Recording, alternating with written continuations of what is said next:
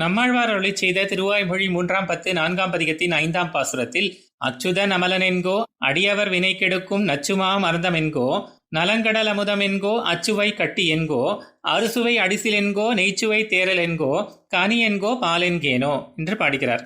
எம்பெருமானே, உன்னை நித்திய விபூதியுடன் எப்போதும் கூடியுள்ள தன்மைக்கு ஒரு நாளும் குறைவு ஏற்படாமலும் அனைத்து தாழ்வுகளுக்கும் எதிர்த்தட்டாகவும் திருக்கல்யாண குணங்கள் அனைத்தும் கொண்டவன் என்பேனா? உன்னிடம் மகா விஸ்வாசத்துடன் உள்ள அடியவர்களுக்கு பொன் விலங்கு இரும்பு விலங்கு போலுள்ள புண்ணிய பாபரூபமான சம்சார துக்கங்களை ஆனைக்கு அருள் செய்தா போலே ஓடி வந்து தீர்த்து பாதுகாப்பவன் என்பேனா? மேலும் உடற்பிணியை தீர்க்கும் மருந்தை காட்டிலும் உயிர் பிணியாகிய வினை தீர்க்கும் மருந்தாகவும் ஒரே முறையில் பிணியை போக்க வல்லதாகவும் பத்தியம் ஏதுமின்றி அதன் காற்றுப்பட்ட மாத்திரத்திலேயே நோய் தீர்க்க வல்லதாய் வேறு தீமை ஏதும் செய்யாமல் இனிமையான சிறந்த ஔஷதம் என்பேனா? அல்லது கடலை கடையாமலேயே கிடைத்த சிறப்பையுடைய அமிர்தம் என்பேனா? அந்த அமிர்தத்தின் சுவையுடன் ஒத்த சுவை நிறைந்த கருப்பங்கட்டி என்றுதான் கூறுவேனா?